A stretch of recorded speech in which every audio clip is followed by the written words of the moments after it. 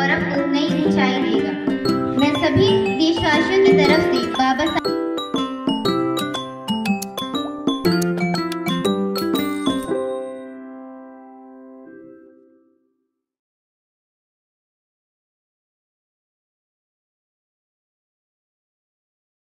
अम्बेडकर समेत सभी संविधान निर्माताओं को नमन करती हूँ।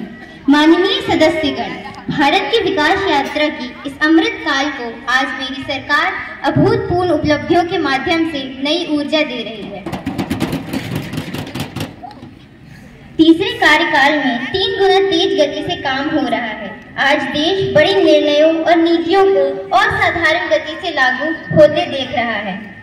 देश की गरीब मध्यम वर्ग, युवा, महिला, किसानों को सर्वोच्च प्राथमिकता मिले। मेरी सरकार ने तीसरे कार्यकाल में सभी के लिए आवास के उद्देश्य की पूर्ति के लिए ठोस कदम उठाए हैं।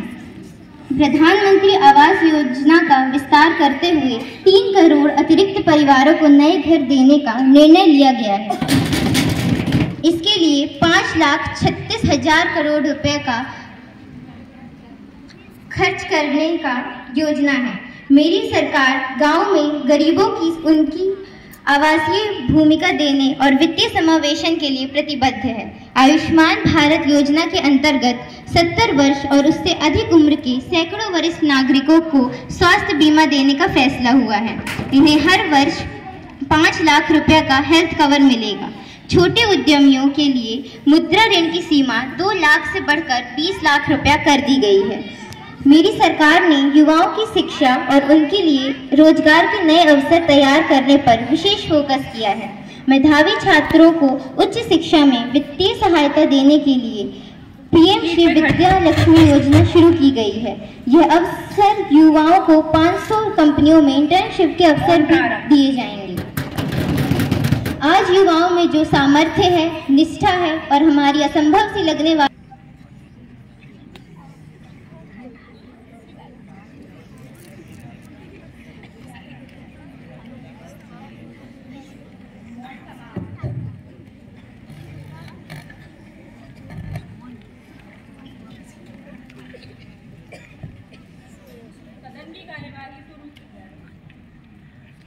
निर्वाचित क्षेत्र के निर्वाचित सदस्य शपथ ग्रहण करेंगे। सुश्री हुस्न मध्य प्रदेश के जबलपुर संसदीय क्षेत्र से निर्वाचित हुई हैं, शपथ ग्रहण करेंगी।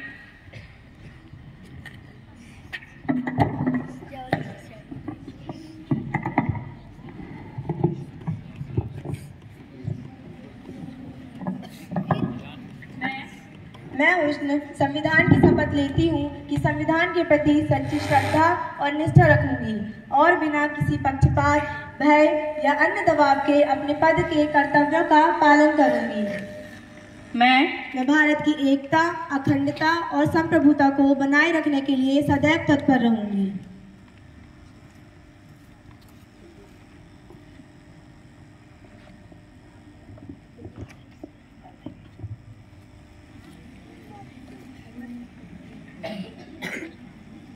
अतुल्य कुमार चक्रवर्ती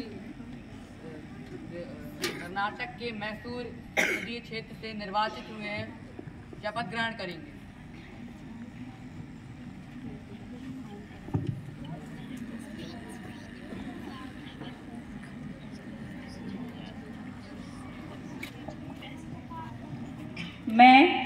मैं अतुल्य चक्रवर्ती संविधान की शपथ लेता हूं कि मैं संविधान के प्रति सदी श्रद्धा और निष्ठा रखूंगा और बिना किसी पक्षपात और भय और अन्य दबाव के अपने पद के कर्तव्यों का पालन करूंगा। मैं भारत की एकता, अखंडता और संप्रभुता को बनाए रखने के लिए सदा तत्पर रहूंगा।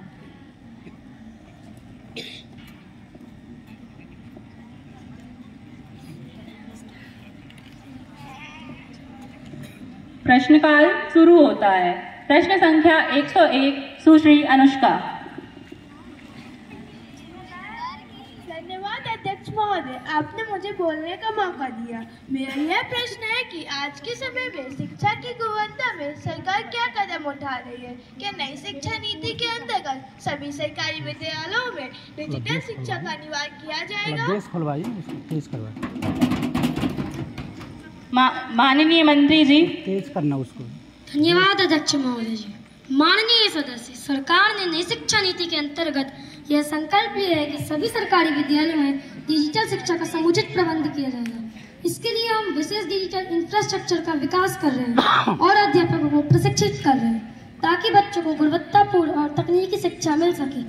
आने वाले वर्षों में हर विद्यालय में स्मार्ट क्लासेस का प्रबंध किया जाएगा और छात्रों को डिजिटल सामग्री उपलब्ध कराई जाएगी। धन्यवाद। Any supplementary question? प्रश्न संख्या 102 श्री नित्यानंद। धन्यवाद अध्यक्ष महोदया। मेरा प्रश्न स्वास्थ्य मंत्री से है। कोरोना महामारी के बाद मानसिक स्वास्थ्य एक गंभीर राष्ट्रीय मुद्दा बनके उभरा है। क्या सरकार ने इस दिशा में कोई ठोस कदम उठाया है और मानसिक स्वास्थ्य के प्रति जागरूकता फैलाने के लिए कोई विशेष योजना बनाई है? सरकार के पास मेरे इस प्रश्न का कोई उत्तर है? माननीय मंत्री जी। धन्यवाद महोदया। यह एक ऐसा विषय है जो सरकार की प्राथमिकता सूची में सबसे ऊपर है। कोरोना महामारी ने न केवल शारीरिक स्वास्थ्य पर प्रभाव डाला है बल्कि मानसिक स्वास्थ्य पर भी गंभीर असर छोड़ा है। सरकार इस चुनौती को भली भांति समझती है और इसके समाधान के लिए कई महत्वपूर्ण कदम उठाए गए हैं। सरकार ने मानसिक स्वास्थ्य को प्राथमिकता देते हुए राष्ट्रीय मानसिक स्वास्थ्य कार्यक्रम को और अधिक प्रभावी बनाने का निर्णय लिया है, जिसके तहत जिला मानसिक स्वास्थ्य कार्यक्रम को देश के हर जिले में पहुंचाने का लक्ष्य रखा गया है। इसके साथ साथ मनोदर्पण जैसे जागरूकता अभियान भी चलाए जा रहे हैं, जिनका उद्देश्य स्कूलों, कॉलेजों तथा कार्यस्थलों में मानसिक स्वास्थ्य के महत्व को समझाना है। सरकार यह भी सुनिश्चित कर रही है कि मानसिक स्वास्थ्य पर बात करने को सामान्य बनाया जाए ताकि मानसिक स्वास्थ्य पर लगे कलंक को समाप्त किया जा सके। मानसिक स्वास्थ्य को मजबूत बनाने के लिए आयुष्मान भारत योजना में भी इसे शामिल किया गया है ताकि जरूरतमंद लोगों को किफायती और गुणवत्तापूर्ण इलाज मिल सके। धन्यवाद। Any supplementary question? यस मंत्री जी, क्या जो योजनाएं आप बता रही हैं वे सुचारू रूप से काम कर भी रही हैं या नहीं? माननीय मंत्री जी। महोदया, सरकार द्वारा जो योजनाएं चलाई गई हैं उनके सर्वेक्षण के उपरांत पाया गया है कि इन सभी योजनाओं का लाभ अधिक से अधिक लोग उठा पा रहे हैं। धन्यवाद। Any supplementary question? प्रश्न संख्या 103 सुश्री संतुष्टि। धन्यवाद महोदया। अब नहीं बात खतरे की, अब सभी को सभी से खतरा है। मेरा प्रश्न पर्यावरण मंत्री से है। AQI का बढ़ता स्तर, नालों में परिवर्तित होती नदियां, हर गांव शहर के बाहर कूड़े कचरे के ढेर, क्या सरकार वास्तव में जनता के सरोकारों को भूलकर राज करना सीख गई है? और क्या कोई विशेष योजना है जो हर विद्यालय में छात्रों को पर्यावरण के प्रति जागरूक बनाए? धन्यवाद। माननीय मंत्री जी। माननीय सदस्य, आपके प्रश्न के लिए धन्यवाद। सरकार जलवायु परिवर्तन और पर्यावरण संरक्षण को लेकर पूरी तरह से प्रतिबद्ध है। हमने इस दिशा में कई ठोस कदम उठाए, जैसे राष्ट्रीय स्वच्छ गंगा मिशन, नमामि गंगे, कचरा प्रबंधन और पुनर्चक्रण, जलवायु परिवर्तन से निपटने के लिए मिशन, पर्यावरण शिक्षा, कार्बन फुटप्रिंट को कम करने के लिए योजना। सरकार का मानना है कि पर्यावरण संरक्षण एक सामूहिक प्रयास है, इसलिए हम न केवल नीति निर्माण में लगे हुए हैं बल्कि समाज के हर वर्ग को इसके लिए जोड़ने का प्रयास कर रहे हैं। हम शिक्षा और जागरूकता के माध्यम से छात्रों को इस आंदोलन का अहम हिस्सा बना रहे हैं। हम यह सुनिश्चित करते हैं कि आने वाली पीढ़ियों को एक स्वच्छ, हरा भरा और सुरक्षित पर्यावरण मिले। इसके चलते हमने एक पेड़ मां के नाम जैसे कार्यक्रम शुरू किए हैं। धन्यवाद। Any supplementary question? प्रश्न संख्या 104 सुश्री संचिता। धन्यवाद महोदया। मैं स्वास्थ्य मंत्री से यह पूछना चाहती हूँ कि ग्रामीण क्षेत्रों में स्वास्थ्य सेवाओं की कमी के कारण आम जनता को काफी कठिनाइयों का सामना करना पड़ता है। सरकार इस दिशा में क्या काम कर रही है? क्या सरकार कुछ काम कर भी रही है या सो रही है? धन्यवाद। माननीय मंत्री जी। धन्यवाद महोदया। सरकार ने ग्रामीण स्वास्थ्य सुधार योजना शुरू की है, जिसके तहत सरकार स्वास्थ्य क्लिनिक और दूरसंचार जैसी सेवाएं उपलब्ध कराई जा रही हैं। इसके लिए डॉक्टरों और मेडिकल स्टाफों की भी नियुक्ति की जा रही है ताकि सुदूर ग्रामीण इलाकों में रहने वाले लोगों को मानसिक स्वास्थ्य सेवाएं मिल सकें। धन्यवाद। Any supplementary question? प्रश्न संख्या 105 श्री संस्कार। धन्यवाद अध्यक्ष महोदया, आपने मुझे बोलने का मौका दिया। राष्ट्रीय शिक्षा नीति में व्यावसायिक शिक्षा पर जोर दिया गया है। क्या यह संभव है कि इसे सभी स्कूलों में अनिवार्य बनाया जाए ताकि छात्रों को रोजगार के बेहतर अवसर मिल सके? माननीय मंत्री जी। धन्यवाद अध्यक्ष महोदय। माननीय सदस्य, आपका प्रश्न बहुत महत्वपूर्ण है और इसके लिए हम आपको धन्यवाद देते हैं। राष्ट्रीय शिक्षा NEP 2020 में व्यावसायिक शिक्षा को प्राथमिकता देने हमारे शिक्षा सुधारों का एक विशेष महत्वपूर्ण हिस्सा है। इसके तहत NSDC द्वारा संचालित PMKYC प्रधानमंत्री कौशल विकास योजना 4.0 में विद्यालयों में कौशल केंद्रों का विकास किया जा रहा है और सरकार का मानना है कि छात्रों को केवल सैद्धांतिक शिक्षा तक सीमित रखना पर्याप्त नहीं है, उन्हें व्यावसायिक कौशल से भी लैस करना आवश्यक है ताकि वे रोजगार के लिए बेहतर तरीके से तैयार हो सके। धन्यवाद। Any supplementary question? माननीय विधि मंत्री महोदय सदन में अपना विधेयक प्रस्तुत करें। माननीय अध्यक्ष महोदय की अनुमति से एक राष्ट्र एक चुनाव 2025 को सदन के पटल पर पेश करता हूँ। एक राष्ट्र एक चुनाव न ही केवल देश की समय और संसाधनों की बचत करेगा, बल्कि यह हमारी लोकतांत्रिक प्रक्रिया ज्यादा प्रभावशाली बनाएगा। महोदय, अनुमान है कि चुनावी खर्च 1.35 लाख करोड़ रुपए तक पहुंच सकता है, जो 2019 में खर्च किए गए 60,000 करोड़ रुपए से 2 गुना है। यह आंकड़ा centre for media studies CMS के अध्यक्ष N भास्कर राव द्वारा प्रस्तुत किया गया है, जो एक प्रतिष्ठित गैर लाभकारी संस्था है। 66 करोड़ मतदाताओं के आधार पर प्रति मतदाता खर्च लगभग 1,400 रुपए होने का अनुमान है। यह 2020 में अमेरिका के राष्ट्रपति चुनावों खर्च जो 14.4 मिलियन अमेरिकी डॉलर या 1.2 लाख करोड़ रुपए को भी पार कर गया। यह आंकड़े वॉशिंगटन DC स्थित ओपन सीक्रेट्स ऑर्गेनाइजेशन, जो चुनावी वित्त और लॉबिंग पर डाटा ट्रैक करता है, द्वारा प्रदान किए गए हैं। इन तथ्यों को ध्यान में रखते हुए यह स्पष्ट है कि बार-बार चुनाव कराने से धन, समय और संसाधनों का अत्यधिक दुरुपयोग होता है। इसके बजाय एक साथ चुनाव कराने से इन संसाधनों का उपयोग शिक्षा, स्वास्थ्य, बुनियादी ढांचे और अन्य विकास परियोजनाओं में किया जा सकता है। साथ ही यह व्यवस्था सरकार के निर्णय लेने की प्रक्रिया में स्थिरता और निरंतरता सुनिश्चित करेगी। बार-बार चुनावों के कारण उत्पन्न होने वाली प्रशासनिक चुनौतियां और नीतिगत ठहराव भी समाप्त होंगे। अतः मैं संसद से आग्रह करता हूं कि एक राष्ट्र एक चुनाव के विचार को गंभीरता से लिया जाए, ताकि यह कदम हमारे देश की प्रगति और लोकतांत्रिक प्रणाली को और अधिक सशक्त बना सके। धन्यवाद। सुश्री शाइस्ता। माननीय अध्यक्ष महोदया, कृपया इस बात पर भी ध्यान दिया जाए कि यह हमारे लोकतंत्र को सस्ता बनाने का नहीं, बल्कि प्रभावी और समावेशी बनाने का प्रयास है। एक साथ चुनाव जनता को चुनावी प्रक्रियाओं को जटिलता से मुक्त कर उन्हें प्रशासनिक और विकासात्मक मुद्दों पर भी ध्यान केंद्रित करने का अवसर देगी। अतः मैं इस विधेयक का समर्थन करती हूँ। सुश्री वैष्णवी। धन्यवाद अध्यक्ष महोदय। ये सरकार विधेयक पास करा करके सत्ता में हमेशा बनी रहना चाहती। अध्यक्ष महोदय, लश्कर भी तुम्हारा, सरदार भी तुम्हारा, तुम झूठ को सच लिख दो, अखबार तुम्हारा। इस दौर के फरियादी जाए तो जाए कहाँ, कानून तुम्हारा, दरबार तुम्हारा है। महोदय, हम जानते हैं कि विभिन्न राज्यों के चुनाव अलग अलग समय पर होने से स्थानीय समस्याओं को प्रमुखता मिलती है और जनता की आवाज मजबूत होती है। यदि सभी चुनाव एक साथ होते हैं तो ग्रामीण और स्थानीय मुद्दे नजरअंदाज हो सकते हैं।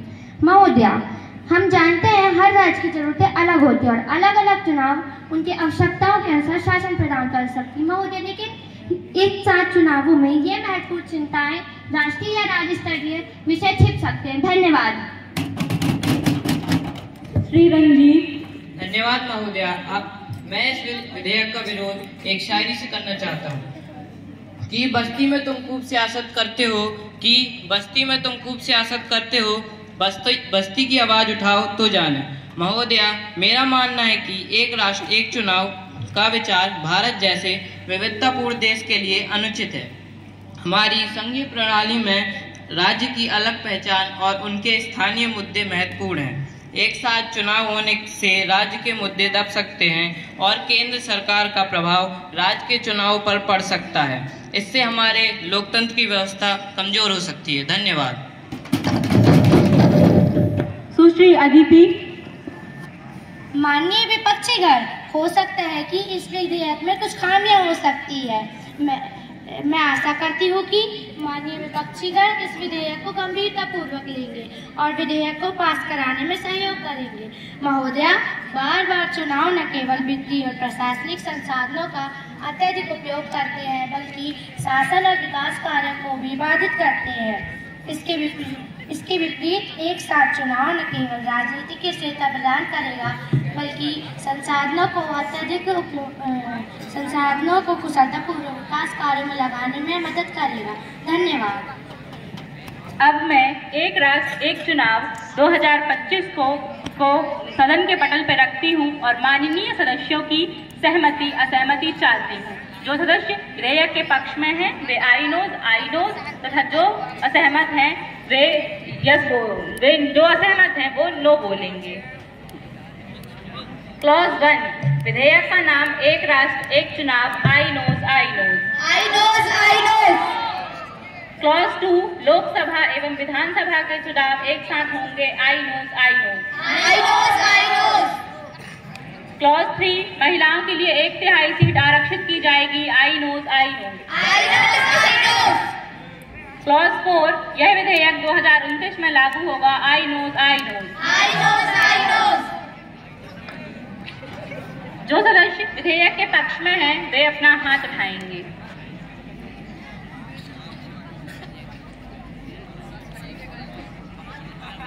अब जो सदस्य विधेयक के विपक्ष में हैं वे हाथ उठाएंगे।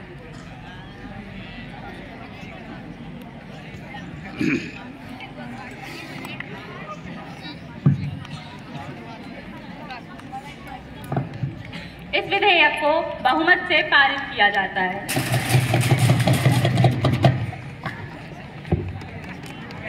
माननीय उपाध्यक्ष महोदय,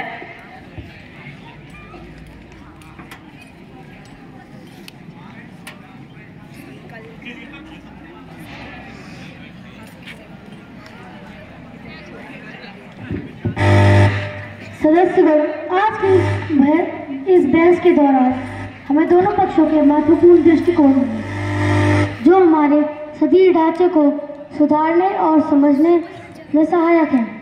एक राष्ट्र एक चुनाव एक विचार है जिसकी व्यवहारिकता पर अभी और अध्ययन और विचार विमर्श की आवश्यकता है। इस पर अंतिम निर्णय लेते समय हमें यह सुनिश्चित करना होगा कि किसी भी नीति से हमारे लोकतंत्र की आत्मा, विविधता और जनता की आवाज़ का महत्व सुरक्षित रहे। आज की इस सार्थक बहस के लिए मैं आप सभी का धन्यवाद करता हूँ। इस तरह की चर्चाएं हमारे लोकतंत्र की प्रक्रिया का अभिन्न हिस्सा है और हमें मिलकर ऐसे समाधानों की ओर बढ़ना चाहिए जो राष्ट्र हित में सर्वोत्तम हो। धन्यवाद। सदन की कार्यवाही कल तक के लिए स्थगित की जाती है।